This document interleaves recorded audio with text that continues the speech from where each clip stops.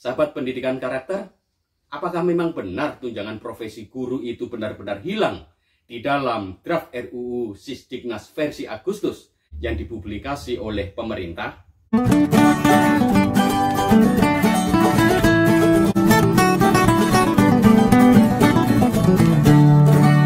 Tanya Pak Doni saja. Sahabat pendidikan karakter, saya bisa memastikan bahwa draft RUU versi Agustus yang dipublikasi oleh pemerintah telah menghilangkan pasal-pasal tentang tunjangan profesi guru. Jadi, semestinya kalau Kementerian Pendidikan dan Kebudayaan, Riset dan Teknologi ketika ditanya oleh publik apakah tunjangan profesi guru itu hilang di dalam draft RUU, seharusnya jawaban yang jujur dan berintegritas adalah ya, tunjangan profesi guru hilang. Karena memang faktanya tidak ada. Dan fakta ini bisa dibuktikan dari proses perubahan draft dari versi Mei, jadi versi sebelum penyelarasan antar kementerian dengan versi yang terakhir setelah penyelarasan antar kementerian. Itu yang pertama. Jadi saya tegaskan bahwa di dalam draft RUU tidak ada satu pasal pun yang berbicara tentang tunjangan profesi guru. Itu yang harus Bapak Ibu semua ingat, ya. Itu yang pertama. Yang kedua, bahwa ada diskusi tentang tunjangan profesi guru dan kemudian ada diskusi lain tentang penghasilan guru yang layak. Ini dua hal yang berbeda. Jadi harus dibedakan antara diskusi tentang tunjangan profesi guru dengan penghasilan guru yang layak. Tunjangan profesi guru terkait dengan tunjangan yang diberikan karena profesionalismenya sebagai seorang pendidik, sebagai seorang dosen. Sementara diskusi tentang penghasilan yang layak bagi guru dan dosen itu dua hal yang berbeda. Itu adalah dua mekanisme yang tidak bisa disejajarkan. Jadi kita perlu melihat dan membandingkan secara detail apa yang ada di draft bulan Mei terkait dengan tunjangan profesi guru. Dalam menjalankan tugas keprofesionalan, pendidik berhak memperoleh gaji atau upah, ya, gaji atau upah, tunjangan, dan jaminan sosial. Lalu pada poin A ini dijelaskan dengan lebih detail pada ayat 3. Tunjangan sebagaimana dimaksud pada ayat 1 huruf A terdiri atas tunjangan profesi untuk guru dan dosen, tunjangan khusus untuk guru dan dosen, tunjangan kehormatan untuk dosen, dan D. Tunjangan lain sesuai dengan ketentuan peraturan perundang-undangan. Ya. Lalu pada ayat 5 dijelaskan tunjangan profesi untuk guru dan dosen sebagaimana dimaksud pada ayat 3 huruf A setara dengan 1 kali gaji pokok guru dan dosen pegawai negeri sipil. Jadi tunjangan profesi itu setara dengan 1 kali gaji pokok guru dan dosen pegawai negeri sipil. Selama ini yang terjadi apa? Tunjangan profesi guru untuk guru swasta tidak sama. Tunjangan profesi guru untuk guru swasta itu hanya 1,5 juta dipukul rata semuanya.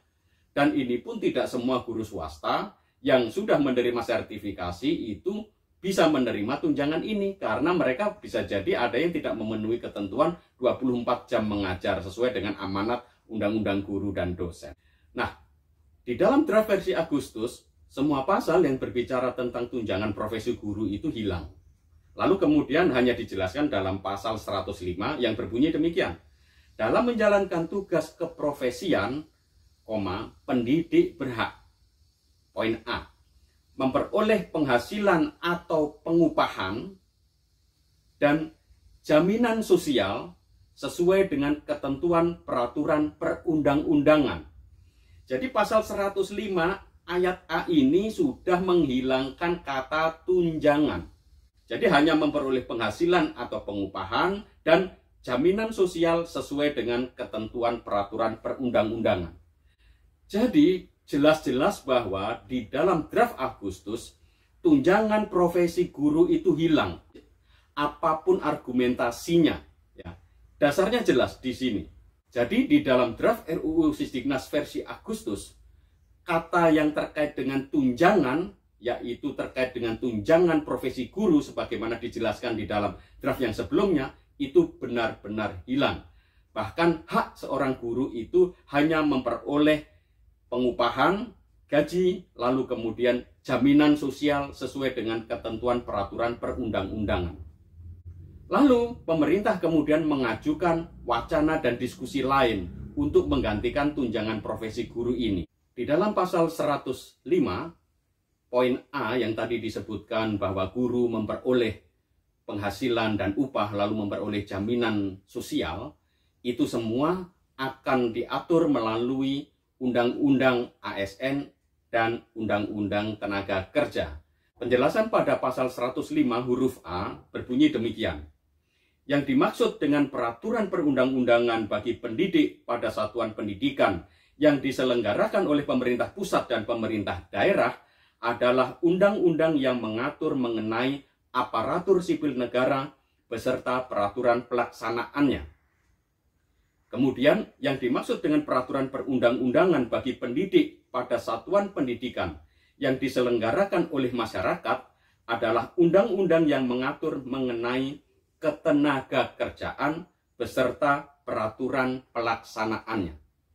Jadi, sahabat pendidikan karakter, sangat jelas bahwa draft undang-undang versi Agustus itu menghilangkan tunjangan profesi guru sebagai hak yang harus diterima oleh guru. Jadi, kalau kita bertanya, apakah draft RUU Sisdiknas versi Agustus menghapuskan tunjangan profesi guru? Jawabannya iya, fix. Kalau pemerintah mengatakan tidak menghapuskan tunjangan profesi guru, coba tunjukkan ada di pasal mana. Karena kita berbicara tentang undang-undang aturan yang mengatur hak dan kewajiban sebagai seorang warga negara yang memperoleh hak atas kinerja profesinya. Sehingga kalau kita melihat dalam Undang-Undang bulan Agustus 2022, saya sungguh-sungguh tidak paham kenapa pemerintah selalu berkelit bahwa tunjangan profesi guru itu tidak hilang. Faktanya di dalam pasal 105 poin A itu tidak ada yang mengatakan kata tunjangan sebagaimana apa yang ada di dalam Undang-Undang Guru dan Dosen. Sekarang kita bahas tentang persoalan pemutihan bagi guru yang belum bersertifikasi. Tentang pemutihan bagi guru yang belum bersertifikasi seringkali oleh pemerintah diacu pada pasal 144. Coba kita baca bagaimana bunyi pasal 144. Pasal 144 berbunyi demikian. Semua orang yang A. sudah mengajar dalam satuan pendidikan. 1. Jenjang pendidikan anak usia dini pada jalur pendidikan formal. Dan jenjang pendidikan dasar pada jenjang pendidikan menengah pada jalur pendidikan formal dan non-formal. B. Sudah terdaftar di data pokok pendidikan. Dan C. Belum mengikuti atau belum lulus dari pendidikan profesi guru sebelum undang-undang ini diundangkan dapat tetap mengajar pada satuan pendidikan bersangkutan. Jadi Bapak Ibu, pasal 144 ini berbicara tentang pemutihan tidak adanya kewajiban atau kewajiban sertifikasi guru bagi guru yang sudah mengajar, sehingga nanti kalau undang-undang ini diterbitkan, maka guru yang belum memiliki sertifikat pendidik tetap boleh mengajar.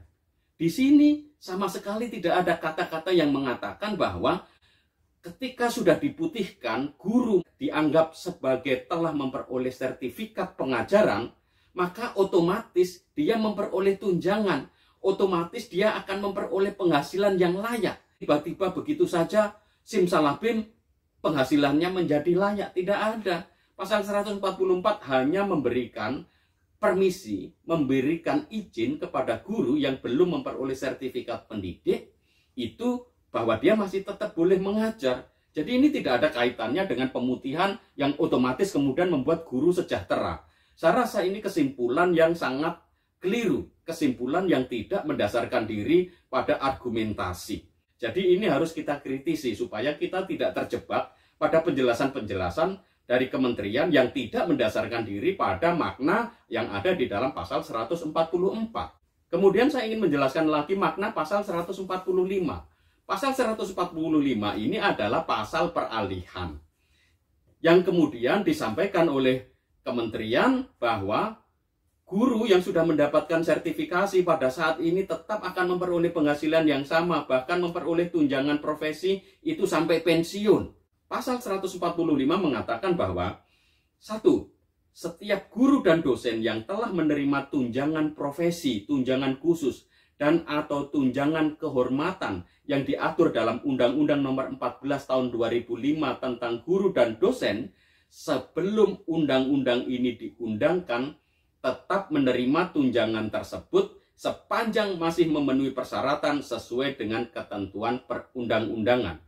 Pasal ini jelas, karena apa? Ya sebelum undang-undang ini diundangkan, yang berlaku adalah undang-undang guru dan dosen. Sehingga mereka masih tetap memperoleh tunjangan-tunjangan profesi. Yang kedua, setiap guru dan dosen, selain guru dan dosen sebagaimana dimaksud pada ayat 1, menerima besaran penghasilan, pengupahan paling sedikit sama dengan penghasilan atau pengupahan yang diterima saat undang-undang ini diundangkan sepanjang masih memenuhi persyaratan sesuai dengan ketentuan peraturan perundang-undangan. Ya, pada poin 2 ini cukup jelas. Artinya sebelum ada perubahan peraturan perundang-undangan yang menjadi petunjuk turunan dari Undang-Undang Sistem Pendidikan Nasional, maka apa yang terjadi saat ini harusnya tetap berlaku seperti biasa. Tidak boleh ada perubahan-perubahan, apalagi ada pengurangan-pengurangan.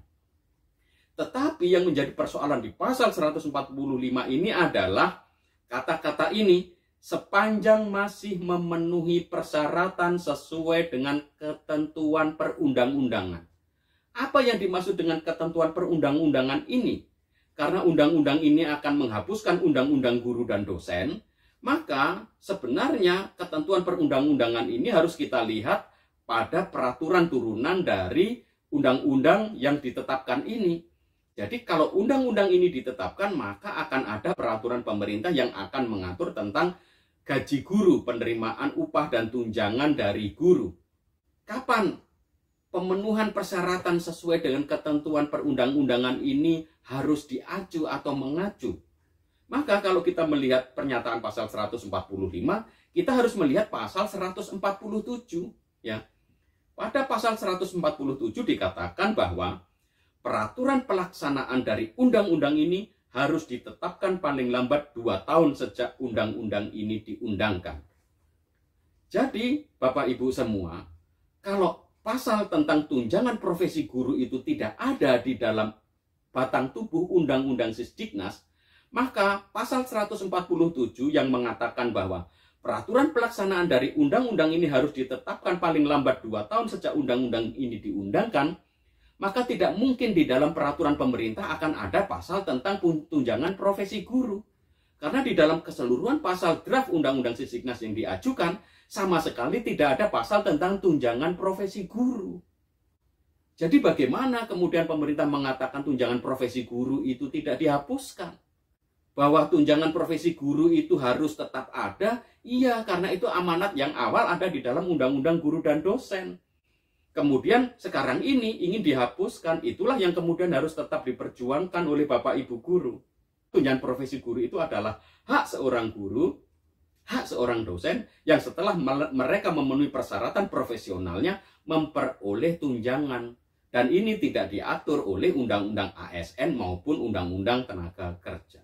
Di dalam undang-undang ini yang didesain oleh pemerintah, draft RUU Sisdiknas ini benar-benar memang tidak ada tunjangan profesi guru. Apakah draft RUU Sisdiknas ini sungguh-sungguh akan memberikan kesejahteraan pada guru melalui tunjangan profesi? Jawabannya tidak. Mengapa? Karena pasal tentang tunjangan profesi tidak ada. Jadi saya tetap berpendapat bahwa draft di dalam undang-undang ini belum memuliakan dan memartabatkan profesi guru. Sahabat pendidikan karakter, Anda menyaksikan program Tanya Pak Doni saja. Tanya Pak Doni saja. Analisis kebijakan pendidikan terkini, kritis, objektif, dan transformatif.